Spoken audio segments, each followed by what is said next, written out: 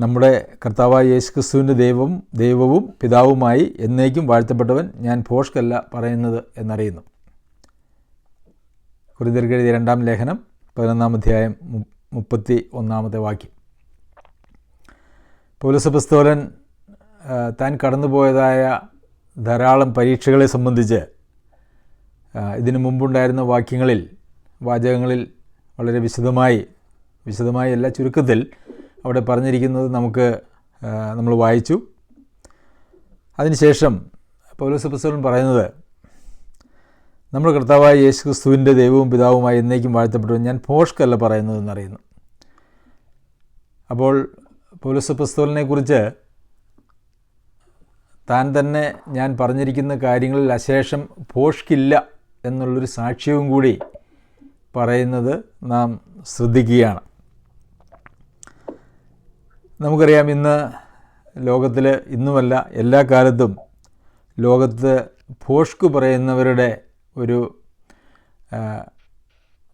അതിപ്രസരം എല്ലാ സ്ഥലങ്ങളിലും ഉണ്ട് എന്ന് നമുക്കറിയാം. ഒരുപക്ഷെ പൗലോസ് അപ്പോസ്തലൻ ജീവിച്ചിരുന്ന കാലത്ത് തൻ്റെ തന്നെ വാക്കുകളെക്കുറിച്ച് അത് ഭോഷ്കാണ് എന്നുള്ള ആരോപണം ഉണ്ടായിരുന്നിരിക്കാം. പൗലോസ് അപ്പോസ്തലൻ പ്രസംഗിച്ചതിന് വിരുദ്ധമായി മറ്റൊരു സുവിശേഷവുമായും മറ്റൊരു ക്രിസ്തുവിനെയൊക്കെ പ്രസംഗിച്ചുകൊണ്ട് വന്നതായിട്ടുള്ള ആളുകൾ പൗലോസ് അപ്പോസ്തലൻ പ്രസംഗിച്ചതിനെക്കുറിച്ച് അത് ഭോഷ്കാണ്, അതല്ല ശരി ഇതാണ് എന്നൊക്കെ പ്രസംഗിച്ചിട്ടുണ്ട് എന്നുള്ള കാര്യം നമ്മൾ ഇതിനു മുമ്പ് ചിന്തിച്ചിട്ടുണ്ടല്ലോ. അതുകൊണ്ട് തന്നെ ഇവിടെ ദൈവത്തെ സാക്ഷി നിർത്തി പൗലോസ് അപ്പോസ്തലൻ പറയുകയാണ്, ഞാൻ പറഞ്ഞതിൽ യാതൊരു ഭോഷ്കുമില്ല.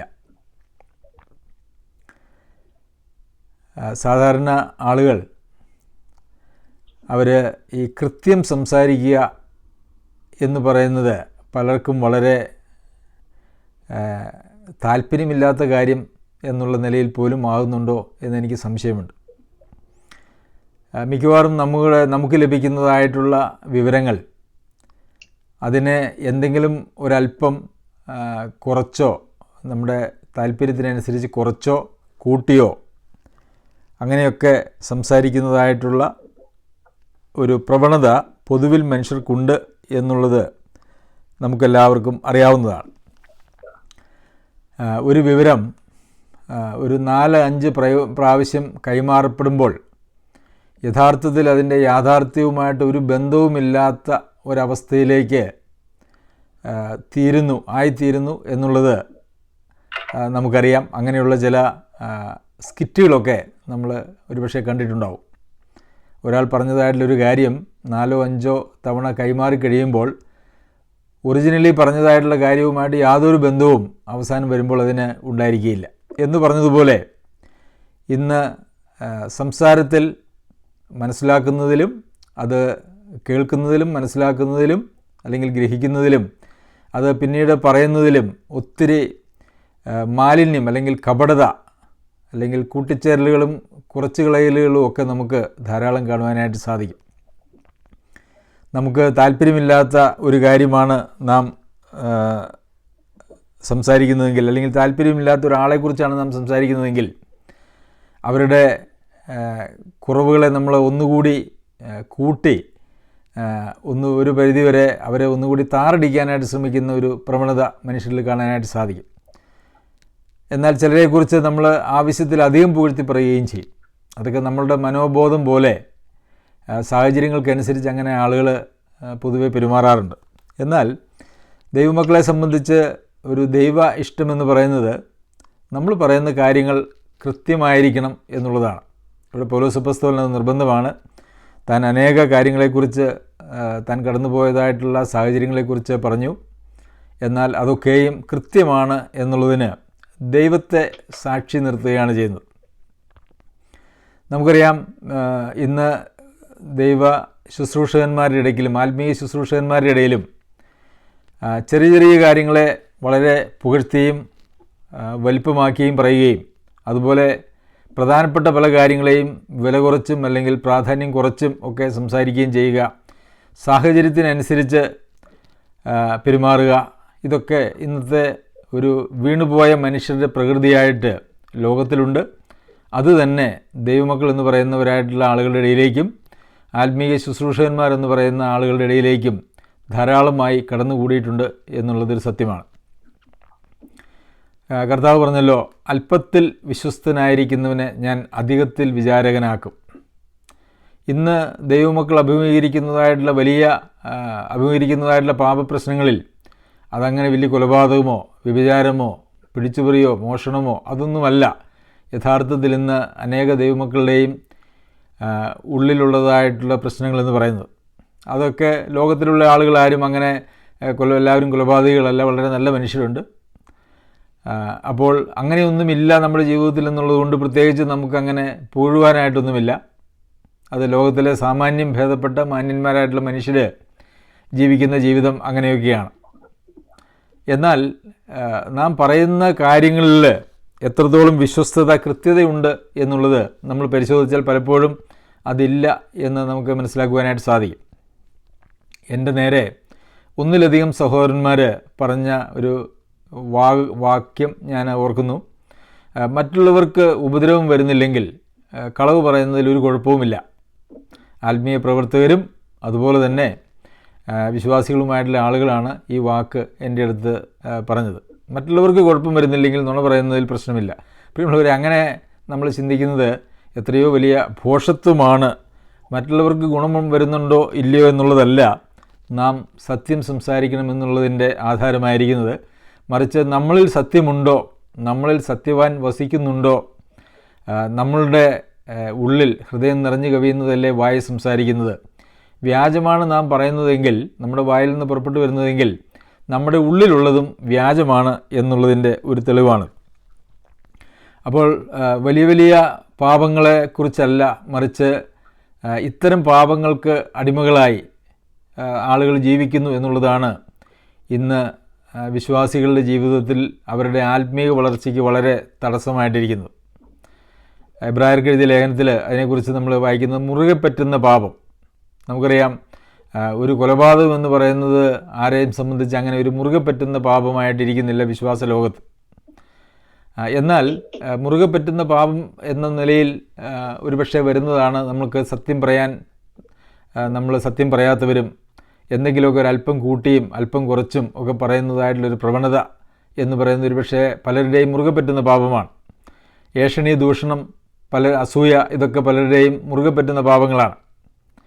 അപ്പോൾ നമ്മളെ തെറ്റിക്കുന്നതും ദൈവസന്നിധിയിൽ ഒരു ആത്മീയ വളർച്ചയില്ലാതെ നാം മുരടിച്ചു പോകുന്നതിൻ്റെയും കാരണമെന്ന് പറയുന്നത് ഇങ്ങനെയുള്ളതായ ഒരുപക്ഷെ നാം അധികം പ്രാധാന്യത്തോടെ കണക്കാക്കാത്തതായിട്ടുള്ള പാപങ്ങളാണ്. കർത്താവ് ഇതിനെക്കുറിച്ച് മത്തായി എഴുതിയ സുവിശേഷം 5-ാം അധ്യായത്തിൻ്റെ 37-ാമത്തെ വാക്യത്തിൽ പറഞ്ഞിരിക്കുന്ന ഒരു പ്രസ്താവന ഇങ്ങനെയാണ്: നിങ്ങളുടെ വാക്ക് ഉവ്വ് ഉവ്വ് എന്നും ഇല്ല ഇല്ല എന്നും ആയിരിക്കട്ടെ, ഇതിൽ അധികമായത് ദുഷ്ടനിൽ നിന്ന് വരുന്നു. അപ്പോൾ ഉവ്വ് ഉവ്വ് അല്ലെങ്കിൽ ഇല്ല ഇല്ല, ശരി അല്ലെങ്കിൽ തെറ്റ്, അതായത് നമ്മൾ പറയുന്ന കാര്യങ്ങൾ അത് ഒന്നുകിൽ ശരി അതല്ലെങ്കിൽ തെറ്റ്, ഇതല്ലാതെ അതിനോട് എന്തെങ്കിലും നമ്മൾ കൂട്ടിച്ചേർക്കുകയോ കുറച്ച് കളയുകയോ ചെയ്യുന്നത് വഴി അത് ഇതിലധികമായത് ദുഷ്ടനിൽ നിന്ന് വരുന്നു എന്നുള്ളതാണ്. പ്രിയമുള്ളവരെ, നമ്മുടെ കാഴ്ചപ്പാടുകളെ, ചിന്തകളെയൊക്കെ നമ്മൾ വളരെയേറെ വ്യത്യാസപ്പെടുത്തേണ്ടത് ആവശ്യമാണ്. എഫെസ്യർക്ക് എഴുതിയ ലേഖനം 4-ാം അധ്യായത്തിൻ്റെ 25-ാമത്തെ വാക്യത്തിൽ, ആകയാൽ ഭോഷ്ക് ഉപേക്ഷിച്ച് ഓരോരുത്തൻ താൻ്റെ കൂട്ടുകാരനോട് സത്യം സംസാരിപ്പിൻ, നാം തമ്മിൽ അവയവങ്ങളല്ലോ. അപ്പോൾ ഇവിടെ പൗലോസ് അപ്പോസ്തലൻ പറയുന്നത് നാം തമ്മിൽ അവയവങ്ങളാണ്. ക്രിസ്തു തലയായിട്ട് ആ തലയിൽ നിന്ന് ലഭിക്കുന്ന നിർദ്ദേശങ്ങൾക്കനുസരിച്ച് എല്ലാവരും ഒത്തൊരുമിച്ച് പ്രവർത്തിക്കേണ്ടതായിട്ടുള്ള അവയവങ്ങളാണ് നാം എല്ലാവരും. അതുകൊണ്ട് ഈ ഭോഷ്ക് പറയുക എന്ന് പറയുന്നത് അവിടെ അനുവദനീയമല്ലാത്ത ഒരു കാര്യമാണ് എന്നാണ്. നമുക്കറിയാമല്ലോ, നമ്മുടെ കൈ ഏതെങ്കിലും ഒരു തീയിൽ ചെന്ന് അല്ലെങ്കിൽ ചൂടുവെള്ളത്തിൽ തൊടുമ്പോൾ നമ്മുടെ ശരീരം അതിനോട് പറയുന്നത് അത് ചൂടുവെള്ളമല്ല, അത് പ്രശ്നമില്ല എന്ന് പറഞ്ഞാൽ നമ്മുടെ കൈ ആ ചൂടുവെള്ളത്തിൽ ഇരുന്ന് പൊള്ളിപ്പോവും എന്ന് പറഞ്ഞതുപോലെ തമ്മിൽ അവയവങ്ങളാണെങ്കിൽ അത് ഏകോപനത്തോടെ പ്രവർത്തിക്കേണ്ടത് ആവശ്യമാണ്. ഏകോപനത്തോടെ പ്രവർത്തിക്കണമെങ്കിൽ അവർ തമ്മിൽ ഒരു ഭോഷ്കിൻ്റേതായിട്ടുള്ള പ്രശ്നങ്ങളും ഉണ്ടാകാനായിട്ട് പാടില്ല. അപ്പോൾ ഇവിടെ പൗലോസ് അപ്പോസ്തലൻ പറയുന്നത് നിങ്ങൾ സത്യം സംസാരിക്കണം, ഭോഷ്ക് ഉപേക്ഷിക്കണം, ഓരോരുത്തരും തൻ്റെ കൂട്ടുകാരനോട് സത്യം സംസാരിക്കണം, കാരണമെന്താ? തമ്മിൽ അവയവങ്ങളാണ്. തമ്മിൽ അവയവങ്ങളായതുകൊണ്ട് ഭോഷ്ക് സംസാരിക്കാനായിട്ട് നമുക്ക് സാധ്യമല്ല, അത് പാടില്ല. അതുപോലെ തന്നെ സത്യം സംസാരിക്കുക എന്ന് പറയുന്നത് ഒരു ആവശ്യവുമാണ്. നമുക്കറിയാമല്ലോ, നമ്മൾ ആരെങ്കിലും ഒരാൾ സത്യമുള്ളത് പറയാൻ മടിക്കുന്ന ആളുകളാണെങ്കിൽ അങ്ങനെയുള്ള ആളുകളെ ആരും വിശ്വസിക്കുകയില്ല. നമ്മൾ നുണ പറഞ്ഞു നടക്കുന്ന ആളുകൾ എന്തു പറഞ്ഞാലും നമ്മൾ അവരുടെ വാക്കിനൊരു വില കൊടുക്കുകയില്ല. ഉള്ളത് കൂട്ടി പറയുകയോ കുറച്ച് പറയുകയോ ചെയ്യുന്നതായിട്ടുള്ള ആളുകൾ പറയുന്ന കാര്യങ്ങൾക്ക് നമ്മളങ്ങനെ പ്രാധാന്യം കൊടുക്കുകയില്ല. അവർ പറയുന്നതൊന്നും അങ്ങനെ നമ്മൾ വിശ്വസിക്കുകയില്ല. അതൊക്കെ നമ്മൾ മറ്റുള്ളവരോട് ഒന്നുകൂടെ ചോദിച്ച് പരിശോധിച്ച് അത് ഉറപ്പ് വരുത്തിയിട്ട് നമ്മൾ അങ്ങനത്തെ കാര്യങ്ങൾ, അവർ പറയുന്നതായിട്ടുള്ള കാര്യങ്ങൾ മുഖവിലേക്ക് എടുക്കുകയുള്ളൂ. അതെത്രയോ പരിതാപകരമായിട്ടുള്ളൊരവസ്ഥയാണ്. ഒരാളുടെ വിശ്വാസ്യത നഷ്ടപ്പെട്ടു പോകുന്നതായിട്ടുള്ളൊരവസ്ഥയാണ്. നമ്മൾ പറയുന്നത് നമ്മളിങ്ങനെ കൂടെ കുറച്ചും കൂട്ടിയും ഇല്ലാത്തതും വല്ലാത്തതും ഒക്കെ പറയുന്ന ആളുകളാകുന്നതുകൊണ്ട് കേൾക്കുന്നവർ നമ്മെ വിശ്വസിക്കുന്നില്ല എന്ന് പറയുമ്പോൾ ഒരു വിശ്വാസിയെ സംബന്ധിച്ചിടത്തോളം എന്താണ് അവിടുത്തെ ഒരു അവസ്ഥ എന്ന് പറയുന്നത്? ഇത്തിരി പരിതാപകരമാണ്. ഇന്ന് പറയുന്ന ആളുകൾ പറയുന്നത് അതുപോലെ എടുത്ത് വിശ്വസിക്കാൻ കഴിയാത്ത നിലയിൽ അത്രത്തോളം വ്യാജം വ്യാപരിച്ചിരിക്കുന്ന കൂട്ടങ്ങളാണ് സഭകൾ എന്ന് പറയുന്നത്. അനേക സഭകളിലും അങ്ങനെയാണ്. അത് ഒരു വളരെ സഭ അധപതിച്ചിരിക്കുന്നു എന്നുള്ളതിൻ്റെ ഒരു തെളിവാണ് എന്ന് നമുക്കറിയാം. കൊരിന്ത്യർക്ക് എഴുതിയ 1-ാം ലേഖനം 13-ാം അധ്യായത്തിൽ സ്നേഹത്തെക്കുറിച്ച് പറയുമ്പോൾ സ്നേഹം എല്ലാം വിശ്വസിക്കുന്നു എന്ന് നമ്മൾ വായിക്കുന്നുണ്ട്. പലപ്പോഴും നമ്മൾ ദൈവമക്കൾ സംസാരിക്കുമ്പോൾ നമ്മളിൽ ആ ദൈവിക സ്നേഹമുള്ളതുകൊണ്ട് പറയുന്ന കാര്യങ്ങൾ അങ്ങനെ തന്നെ വിശ്വസിക്കുക എന്ന് പറയുന്നത് അതിൻ്റെ ഒരു സ്വാഭാവിക പ്രതികരണമാണ്. നമ്മൾ വിശ്വാസികൾ പറയുമ്പോൾ സ്വാഭാവികമായിട്ടും ഈ ആൾ പറയുന്നത് തെറ്റാണോ, അതിൽ വ്യാജമുണ്ടോ എന്നൊന്നും നമ്മൾ ചിന്തിക്കാതെ വരുന്ന സമയം നമ്മളവരെ സ്നേഹിക്കുന്നു എന്നുള്ളൊരു സമയമാണ്.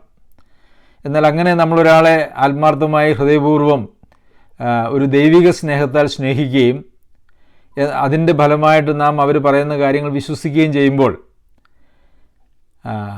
അവർ വ്യാജമാണ് നമ്മളോട് പറയുന്നതെങ്കിൽ അതെത്രയോ പരിതാപകരം അല്ലേ? നമ്മുടെ സ്നേഹത്തെ ഒറ്റിക്കൊടുത്തു എന്നൊക്കെ നമ്മൾ പലപ്പോഴും അങ്ങനെ പറയാറുണ്ട്. അങ്ങനെയുള്ള ആളുകൾ ചെയ്യുമ്പോൾ അവരുടെ സ്നേഹത്തെ മുതലെടുക്കുക അല്ലെങ്കിൽ സ്നേഹത്തെ അതൊരു വലിയ പ്രശ്നമാക്കി തീർക്കുക എന്ന് പറയുന്നതായിട്ടുള്ള ഒരു സാഹചര്യമാണ് അവിടെ വരുന്നത്. പലപ്പോഴും പലരും ചിലരൊക്കെ വ്യാജമായിട്ടുള്ള കാര്യങ്ങൾ പറഞ്ഞാലും പിന്നീട് അവർ അതിനെ ഞാൻ തെറ്റിപ്പോയി എന്ന് പറയുകയല്ല, മറിച്ച് ഞാനങ്ങനെ അർത്ഥമാക്കിയില്ല എന്നൊക്കെയുള്ള ചില ഒരു മധുരമുള്ള വാക്കുകൾ കൊണ്ട് അല്ലെങ്കിൽ അതിനെ ലഘൂകരിക്കാൻ, തെറ്റ് പറഞ്ഞതിനെ അതിനെ ലഘൂകരിക്കാനായിട്ട് ശ്രമിക്കുന്നത് ഞാൻ ശ്രദ്ധിച്ചിട്ടുണ്ട്. അങ്ങനെ അർത്ഥമാക്കിയില്ല എന്നൊക്കെ പറഞ്ഞു. പ്രിയമുള്ളവരെ, നമുക്ക് അങ്ങനെ എന്തെങ്കിലും ഒരു തെറ്റ് പറ്റിയാൽ അത് ഏറ്റുപറഞ്ഞ് അത് തിരുത്തുന്നത് തന്നെയാണ് മുമ്പോട്ട് നമുക്ക് അങ്ങനെയുള്ള ഒരു മുറുകെ പറ്റുന്ന പാപത്തിൽ നിന്നും സ്വാതന്ത്ര്യം പ്രാപിക്കുവാനായിട്ടുള്ള ഒരു അടിസ്ഥാന മനോഭാവം എന്ന് പറയുന്നത്. നമ്മൾ ന്യായീകരിച്ചു കഴിഞ്ഞാൽ വീണ്ടും നമ്മൾ അത്തരം പാപങ്ങളിൽ പെട്ടുപോകാനായിട്ടുള്ള സാധ്യത വളരെ കൂടുതലാണ്. എന്നാൽ അത് ഏറ്റു പറയുമ്പോൾ നമ്മൾ നമ്മെ തന്നെ തകർക്കുവാനായിട്ട് നമ്മുടെ ആ പാപ സ്വഭാവത്തെ അല്ലെങ്കിൽ ആ പഴയ മനുഷ്യൻ്റെ ആ സ്വഭാവത്തെ നമ്മൾ തകർക്കുവാനായിട്ട് ശ്രമിക്കുകയാണ്. അങ്ങനെ അത് തകരുവാനായിട്ട് സാധിക്കുകയുള്ളൂ എന്നുള്ളത് നമുക്കറിയാം. നമ്മൾ സംസാരിക്കുന്ന കാര്യങ്ങൾ അത് ആളുകൾക്ക് വിശ്വാസമല്ല എന്ന് പറയുന്നത് നമുക്ക് പിന്നെ ആ ഒരു സഭയിൽ കാര്യമായിട്ടുള്ള ശുശ്രൂഷകളൊന്നും ചെയ്യുവാനായിട്ട്, പ്രയോജനകരമായിട്ടൊരു സഭയിൽ ജീവിക്കുവാനായിട്ട് സാധിക്കുകയില്ല. ആ ഒരു നിലപാടിൽ നാം തുടർന്നാൽ എന്നുള്ളത് നമ്മൾ മനസ്സിലാക്കേണ്ടതായിട്ടുള്ള ആവശ്യമുണ്ട്. അതുകൊണ്ട് എപ്പോഴും നമ്മൾ സത്യം സംസാരിക്കണം. അവയവങ്ങളാണ്. നമ്മെ സ്നേഹിക്കുന്നതായിട്ടുള്ള ആളുകൾ നമ്മെ വിശ്വസിക്കുമ്പോൾ ആ വിശ്വാസത്തെ, ആ സ്നേഹത്തെ നമ്മൾ ഒരിക്കലും ഒറ്റിക്കൊടുക്കുവാനായിട്ട് പാടില്ല. അവരതിൻ്റെ പേരിൽ ദുഃഖിക്കുവാനോ ഒന്നും ഒരിക്കലും ഇടയാവരുത് എന്നുള്ളത് ഒരു വലിയ യാഥാർത്ഥ്യമാണ്. ഉവ്വ് ഇല്ല എന്നുമല്ല നമ്മളിൽ നിന്ന് വരുന്നതെങ്കിൽ ബാക്കിയുള്ളത് അത് അധികമായത് വരുന്നത് ദുഷ്ടനിൽ നിന്നാണ് എന്ന് നമുക്ക് കാണുവാനായിട്ട് കഴിയുമല്ലോ. എന്നുമല്ല, നമുക്ക് നാം പറയുന്നതായിട്ടുള്ള എത്രയെല്ലാം കാര്യങ്ങൾ നാം വ്യാജം പറഞ്ഞാലും ഇന്നല്ലെങ്കിൽ നാളെ അതൊക്കെ വെളിച്ചത്ത് വരുമെന്നുള്ളതും ഒരു സത്യമാണ്. അങ്ങനെ വ്യാജത്തിൽ ജീവിച്ച് പലതും വെളിച്ചത്ത് വന്ന് വളരെ എല്ലാവരുടെയും ഒരു ബഹുമാനമില്ലാതെ നഷ്ടപ്പെടുത്തി ശുശ്രൂഷകൾ അവസാനിച്ച് വിശ്വാസ ജീവിതം അവസാനിച്ച് പോയതായിട്ടുള്ള ധാരാളം ആളുകളെ ഒരുപക്ഷെ നമുക്ക് തന്നെ നമ്മുടെ ചുറ്റുപാടും കാണുവാനായിട്ട് സാധിക്കും. ഒരിക്കൽ ഒരു സഭയിലെ ഒരു വിശ്വാസിയെക്കുറിച്ച് നാട്ടുകാർ പറഞ്ഞതായിട്ടുള്ള ഒരു വാക്ക് ഞാനിങ്ങനെ ഓർക്കുന്നുണ്ട്. അദ്ദേഹത്തിൻ്റെ പേര് പറഞ്ഞിട്ട് പറഞ്ഞു, അദ്ദേഹം വാ തുറക്കുന്നത് ഭക്ഷണം കഴിക്കുവാനും നുണ പറയുവാനുമാണ്. ആ മനുഷ്യൻ്റെ ചുറ്റുപാടും താമസിക്കുന്നതായിട്ടുള്ള അവിശ്വാസികളായിട്ടുള്ള ആളുകൾ പറഞ്ഞതാണ്. അദ്ദേഹം വാ തുറക്കുന്നത് 2 കാര്യത്തിനാണ്. ഒന്ന് ഭക്ഷണം കഴിക്കാൻ, 2 നുണ പറയാൻ. പ്രിയമുള്ളവരെ, എത്രയോ ദൈവനാമത്തിന് നിന്ദയും അതുപോലെ തന്നെ പരിഹാസവുമാണ് അതുകൊണ്ടുണ്ടാകുന്നത്. ആ ആളുമായിട്ട് കുറച്ച് കാലം ഞാൻ അതിന് ശേഷം പരിചയത്തിലും ബന്ധത്തിലുമൊക്കെ ആയിരുന്നു. ഞാനുണ്ടായിരുന്ന ഒരു സഭയിലെ ഒരു അംഗം തന്നെയായിരുന്നു അദ്ദേഹം. ആ നാട്ടുകാർ പറഞ്ഞതായിട്ടുള്ള കാര്യങ്ങൾ അക്ഷരാർത്ഥത്തിൽ അത് ശരിയാണ് എന്ന് എൻ്റെ നേരിട്ടുള്ള അനുഭവത്തിലും ബോധ്യമായി. അങ്ങനെയുള്ള ആളുകളെ നമുക്ക് വിശ്വാസികളെന്ന് പറയുവാനായിട്ട് കഴിയുമോ എന്ന് ഞാൻ ഭയപ്പെടുന്നു. കാരണം ഈ മത്തായി എഴുതിയ സുവിശേഷം 5-ാം അധ്യായത്തിൻ്റെ 37-ാമത്തെ വാക്യത്തിൻ്റെ അടിസ്ഥാനത്തിലാണെങ്കിൽ വിശ്വാസി എന്നല്ല, ഒരു ദുഷ്ടൻ എന്ന് തന്നെയാണ് പറയേണ്ടി വരിക. ഒരു പക്ഷേ നമ്മളുടെ കപടങ്ങൾ ഈ ലോകത്തിൽ വെച്ച് വെളിപ്പെട്ടു വന്നില്ല എങ്കിൽ തന്നെയും ക്രിസ്തുവിൻ്റെ ന്യായാസനത്തിൻ്റെ മുമ്പാകെ നിൽക്കുമ്പോൾ എല്ലാം വെളിപ്പെട്ടു വരും. പലപ്പോഴും താൽക്കാലികമായിട്ടുള്ള ചില ലാഭങ്ങൾക്ക് വേണ്ടിയോ ചില നേട്ടങ്ങൾക്ക് വേണ്ടിയോ അല്ലെങ്കിൽ ആരോടെങ്കിലും ഉള്ളതായ ഇഷ്ടമോ ഇഷ്ടക്കേടുകളുടെയോ അടിസ്ഥാനത്തിലാണ് ഈ ഭോഷ്ക് പറയുന്നതായിട്ടുള്ള പ്രവണത ആളുകൾക്കുള്ളത് എന്ന് നമുക്കറിയാമല്ലോ. അത് ഒരു ആത്മീകമായിട്ടുള്ള മരണത്തിലേക്ക് ഒരുവനെ നയിക്കാൻ സാധ്യതയുള്ളൊരു കാര്യമാണ്. ജഡത്തെ അനുസരിച്ച്, ആത്മാവിനെ അനുസരിച്ച് ജീവിക്കുന്ന ആളുകൾക്ക് ഒരിക്കലും അങ്ങനെ പറയുവാനായിട്ട് കഴിയുകയില്ല. നാം ഭോഷ്കാണ് നമ്മുടെ ജീവിതത്തിൽ പറയുന്നത്, അതിനെക്കുറിച്ച് നമുക്ക് മാനസാന്തരവുമില്ല. അത് പറയുന്നത് നമ്മുടെ ഒരു ജീവിത ശൈലിയാണ് എങ്കിൽ നമ്മളെ നിയന്ത്രിക്കുന്നത് ആത്മാവല്ല. കാരണം ആത്മാവ് ഒരിക്കലും ഭോഷ്കിന് കൂട്ടു നിൽക്കുന്നതായിട്ടുള്ള ആത്മാവല്ലല്ലോ. മറിച്ച് സത്യത്തിൻ്റെയും സ്നേഹത്തിൻ്റെയും അല്ലേ, ഭീരുത്വത്തിൻ്റെ ആത്മാവിനെയല്ല, സത്യത്തിൻ്റെയും സ്നേഹത്തിൻ്റെയും സുബോധത്തിൻ്റെയും ആത്മാവിനെ അത്രേ നിങ്ങൾക്ക് നൽകിയിരിക്കുന്നതെന്ന് നമ്മൾ തിമോത്തിയോസിന് എഴുതിയ ലേഖനത്തിൽ വായിക്കുന്നുണ്ട്. അപ്പോൾ ഭോഷ്കിൻ്റെയോ ആത്മാവല്ല, ഭീരുത്വത്തിൻ്റെ ആത്മാവല്ല, സത്യത്തിൻ്റെയും സ്നേഹത്തിൻ്റെയും സുബോധത്തിൻ്റെയും ആത്മാവാണ് നമ്മിൽ വസിക്കുന്നതെങ്കിൽ, ആ ആത്മാവിനെ അനുസരിച്ചാണ് നാം ജീവിക്കുന്നതെങ്കിൽ തീർച്ചയായും നാം അങ്ങനെയുള്ള ഭോഷ്ക് മാത്രമല്ല, അതുപോലെയുള്ള പാപങ്ങളൊക്കെ ഉണ്ടല്ലോ, പല പാപങ്ങളുണ്ട്. ഒരുപക്ഷെ നമുക്കൊക്കെ വളരെ ഗൗരവമായിട്ട് നാം കാണുന്നതായിട്ടുള്ള ചില പാപങ്ങളുണ്ട്. ഈ കൊലപാതകം, വ്യഭിചാരം, മോഷണം, പിടിച്ചുപറി, മദ്യപാനം, പുകവലി, അങ്ങനെയുള്ള ചില പാപങ്ങൾ നമ്മൾക്ക് വളരെ പ്രാധാന്യത്തോടു കൂടി നാം കാണും. എന്നാൽ നമ്മൾ റോമർക്ക് എഴുതിയ ലേഖനം 1-ാം അധ്യായത്തിൻ്റെ അവസാന വാക്യങ്ങൾ നാം വായിക്കുമ്പോൾ അതിനകത്ത് ഈ കൊലപാതകം ഒഴിച്ച് വേറെ മറ്റ് പാപങ്ങളൊന്നും ആ ഒരു ലിസ്റ്റിൽ വരുന്നില്ല. പക്ഷേ ആ പാപങ്ങളെക്കുറിച്ച് പറയുന്നത് ഈ മരണകരമായ പാപങ്ങൾ എന്നുള്ള നിലയിലാണ്. ഈ ഒരു ദൂഷണത്തെക്കുറിച്ചോ ഏഷണിയെക്കുറിച്ചോ അസൂയയെക്കുറിച്ചോ നുണ, ഇത്തരം കാര്യങ്ങളൊന്നും നമ്മളങ്ങനെ ഗൗരവമായിട്ടുള്ള പാപങ്ങളായിട്ട് കണക്കാക്കുന്നില്ല എന്നുള്ളത് ഇന്നത്തെ വിശ്വാസികളെന്ന് പറയുന്ന ആളുകളുടെ ഇടയിൽ വളരെ പ്രശ്നങ്ങൾ ഉണ്ടാക്കുന്ന ഒരു വിഷയം തന്നെയാണ്. അതുകൊണ്ട് തന്നെ പാപബോധമില്ലാത്തവരായിട്ട് അനേകം ജീവിക്കുന്നത്, അതിനെയൊക്കെ ന്യായീകരിക്കുന്നതായിട്ടുള്ള ആളുകൾ ആണ് പൊതുവിൽ ഞാൻ ശ്രദ്ധിച്ചിട്ടുള്ളത്. അതുകൊണ്ട് പ്രിയമുള്ളവരെ, നമ്മുടെ വാക്ക് ഉവ്വ് ഇല്ല ഇല്ല എന്ന് മാത്രമായിരിക്കണം. അതുപോലെ തന്നെ ഭോഷ്ക് ഉപേക്ഷിച്ച് കൂട്ടുകാരനോട് സത്യം മാത്രം നാം സംസാരിക്കണം. നാം തമ്മിൽ അവയവങ്ങളാണ് എങ്കിൽ സത്യം മാത്രമേ നമുക്ക് സംസാരിക്കാനായിട്ട് കഴിയുകയുള്ളൂ. എന്നാൽ പലപ്പോഴും സഭകളിൽ നിന്ന് നമ്മൾ നോക്കിയാൽ ഒരു അവയവം എന്നുള്ള നിലയിൽ പ്രവർത്തിക്കാത്തതായിട്ടുള്ള അല്ലെങ്കിൽ മുമ്പോട്ട് പോകാത്തതായിട്ടുള്ള ധാരാളം ആളുകളെ നമുക്ക് കാണാനായിട്ട് കഴിയും. അവർ ഒറ്റപ്പെട്ട തുരുത്തുകളാണ്. അവരെ സംബന്ധിച്ചിടത്തോളം അവർ ആ ഒരു ക്രിസ്തുവിൻ്റെ ശരീരമാകുന്ന സഭയോട് അവർ ഒത്തുചേർന്നിട്ടില്ല. നമുക്കറിയാമല്ലോ, ഈ കൈയോ കാലോ ഒക്കെ അപകടങ്ങളിലൊക്കെ അറ്റുപോകുന്നതായിട്ടുള്ള സാഹചര്യം വന്നാൽ നമുക്ക് പെട്ടെന്ന് തന്നെയൊക്കെ ആണെങ്കിൽ ആ അവയവങ്ങൾ അതിനോട് കൂട്ടിച്ചേർത്ത് ഓപ്പറേഷൻ ചെയ്ത് കൂട്ടിച്ചേർത്ത് അതിനെ ശരീരത്തിൻ്റെ ഒരു ഭാഗമായിട്ട് തന്നെ നിലനിർത്താനായിട്ട് കഴിയും. അപ്പോൾ ശരീരത്തിൽ നിന്നുള്ളതായ എല്ലാ പോഷണങ്ങളും ഒക്കെ ആ ഒരു അവയവത്തിലേക്ക്, ആ മുറിഞ്ഞുപോയ അവയവമാണെങ്കിലും അതിലൂടെ അത് വ്യാപരിച്ച് ആരോഗ്യമുള്ള ഒരു അവയവമായിട്ട് അത് നിലനിൽക്കും. എന്നാൽ അങ്ങനെ ഒന്ന് കൂട്ടിച്ചേർക്കാൻ പറ്റാത്തതായിട്ടുള്ള സാഹചര്യങ്ങൾ വന്നാൽ നമുക്കറിയാം, ആർട്ടിഫിഷ്യലായിട്ടുള്ള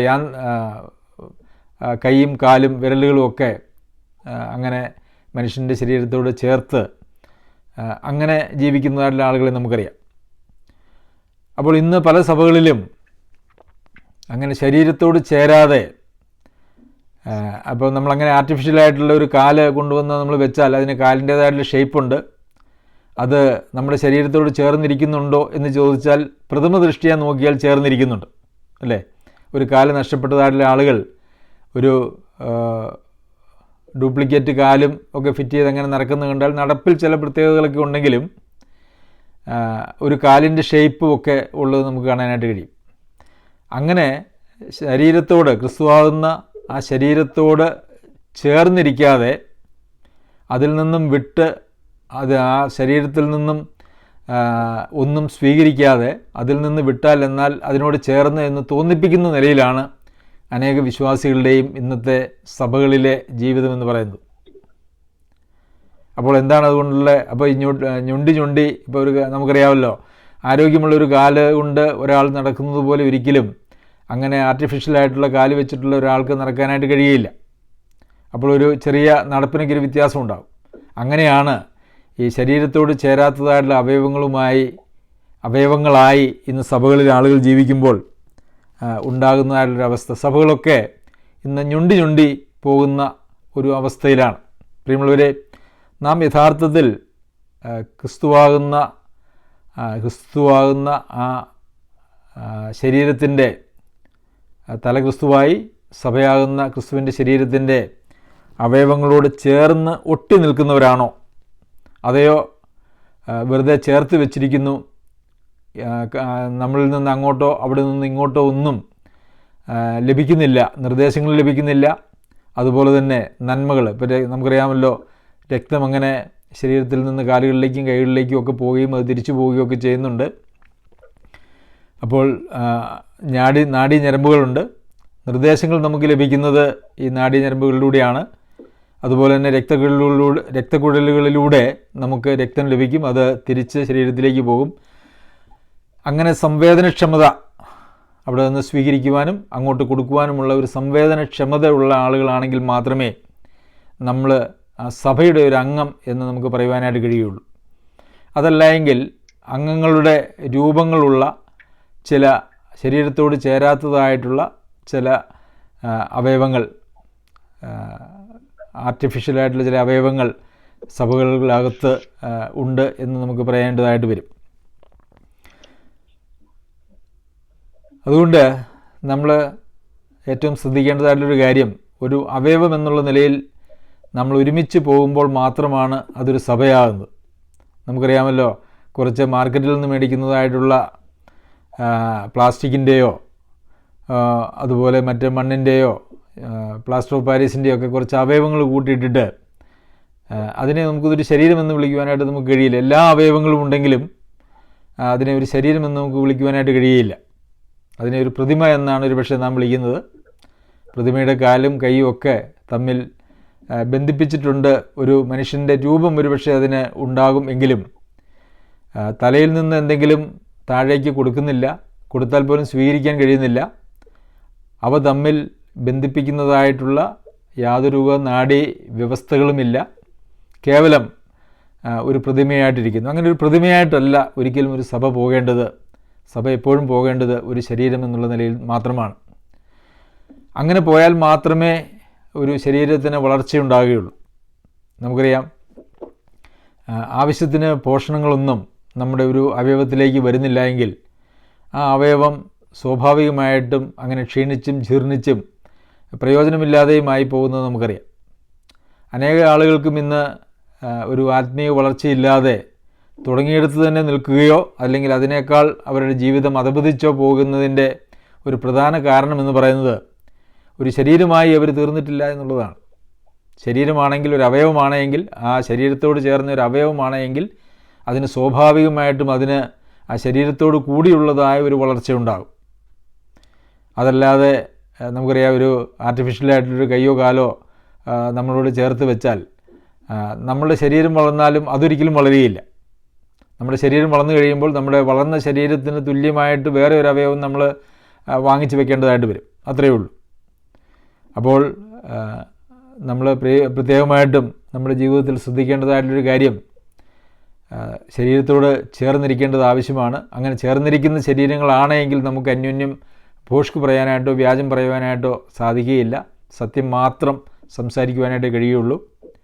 നമ്മളിൽ നിന്ന് ഉയർന്നു വരുന്നത് ഭോഷ്കാണെങ്കിൽ, സത്യമാണെങ്കിൽ, അല്ലെങ്കിൽ ദൈവം ഇച്ഛിക്കാത്ത കാര്യങ്ങളാണ് തുടർമാനമായിട്ട് നമ്മുടെ ജീവിതത്തിൽ നിന്ന് വരുന്നതെങ്കിൽ അതിൻ്റെ അർത്ഥം നാം ദൈവ ആത്മാവിനാൽ നിയന്ത്രിക്കപ്പെടുന്ന ആളുകളല്ല.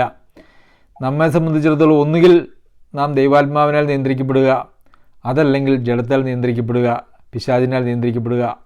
ഈ 3 സാധ്യത മാത്രമേ നമ്മുടെ ജീവിതത്തിലുള്ളൂ.